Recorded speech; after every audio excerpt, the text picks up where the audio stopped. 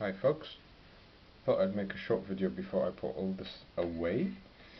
I don't actually have time to finish this project until the summer, I would say, just because I have to crack on with coursework now coming up to the dissertation, and yeah, I have had a good time painting this lot up in the last couple of weeks though. The French kernels I've dusted off. I had started those before, but I've yet to finish them, but they're just there. Those are going to be leading my infantry brigades. The rules I'm going to use, well, someone suggested sharp practice, and I'm tempted to go that route now. So I think I'm going to pick up a copy of that and get stuck in over the summer. I'm sure my friend Owen will enjoy playing that game as well at home in Pembrokeshire, because the rules just quite humorous, and I like the cards like Spot of Tiffin and things like that. They do look quite funny, and it's just the perfect well, not scale, but yeah, you know, it's a skirmish sized game rather than one of the big battle rule sets like Black Powder. Anyhow, so I have finished off these infantry here. They're all on round bases, so that's the big difference between something like Black Powder, where they're all multi-based, that is. So they're all there. I wasn't sure with the pom-poms if they're in different companies, but at a skirmish level, say I've done 4 in a battalion in Black Powder as the blue pom-poms. Obviously the Grenadiers are in red. I've got those in the back here. I've got 4 of these. I was wondering, in a skirmish game, can you actually, you're representing 1 battalion or less, could you perhaps do like 12, you know, a lot of figures in a company to represent, could you do a 1-to-1 skirmish game? That's what I was wondering. Because I know that Black Powder, you're actually doing like something ridiculous, like 1 man represents 30. That number's just completely out of my head, but I know that it's not 1-to-1 definitely, because you've got 24 men in a battalion when there would have been hundreds, you know. But I was wondering if in a skirmish game could you do 1-to-1, and how does that affect the companies, you know. So yeah, that's just something that's in the back of my head. Probably my favourite unit of all are these Voltigeurs that I've been showing you. Really happy with these. These are with the Perry head swaps, and they've coming very nicely, actually, coming along nicely. And if they focus for me, I haven't got my white card. But yeah, really happy with those. I did in the end use a subtle sort of brown wash, and hopefully you can see that on some of them. This is a Perry head swap, I believe. They're only a little bit different, but this one has a bullet hole in his shackle. And the brown wash has just brought it down a hint. I've gone into the recesses a bit. You see it underneath the knee there. Yeah, I really like these.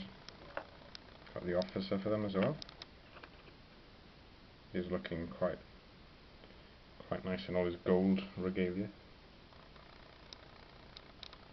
It's a Victrix figure. Yeah, so all the Voltigeurs are Victrix, with some Perry heads and this casualty marker as well. He's finished.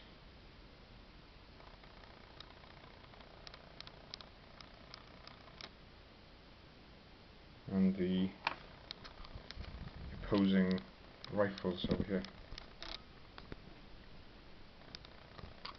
Just taking some pot shots at the Voltigeurs. Really like how the rifles turned out.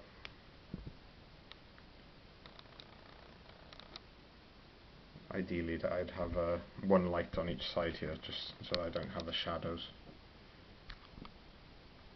But as I said, I'm just in a bit of a rush as I need to crack on with work now, but I thought I'd show you all of these before I pack them away for the summer. From now on I'll just be doing bits and pieces, so I'm not going to be doing any major projects before the summer now. Just work has to take a sort of first in my priorities. This is a really nice kit by Foreground. This is a washroom.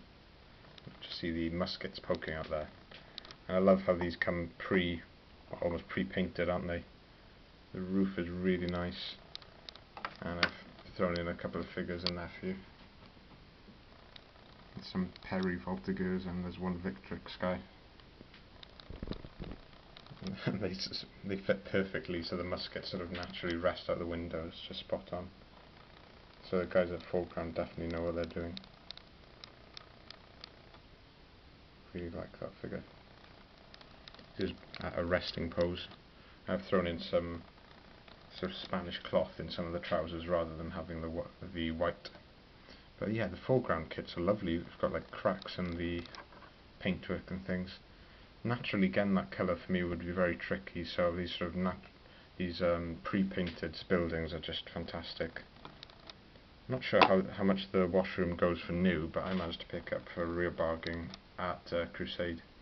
But I'll be looking to perhaps make an order from Foreground sometime, because the buildings are just lovely. So yeah, that's about it, folks. Just got a little skirmish going on there. I really look forward to getting my teeth stuck into the sharp practice rules then. I think I'll pick up a copy. I've got lots of units to paint up. I've got some dragoons, French dragoons, mounted and dismounted.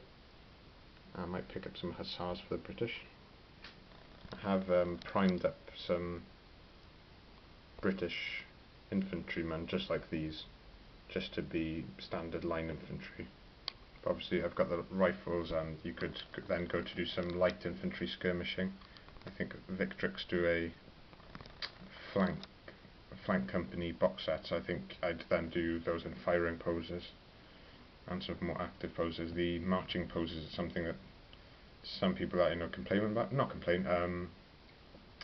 just don't like, because marching poses are like the traditional way to represent Napoleonic infantry, but then I do see what they mean. I really like these kind of poses where they're firing, loading, resting. There's just more life in them. And this sort of size game lets you represent both, so you've got the marching line infantry, if it even wants to focus. Struggling a bit there. Bring it back in. Yeah, you do have the marching infantry, but it's nice to represent the sort of firing light infantry and skirmishers. But yeah, that's about it, folks. Just wanted to show you those before I pack them away for the summer.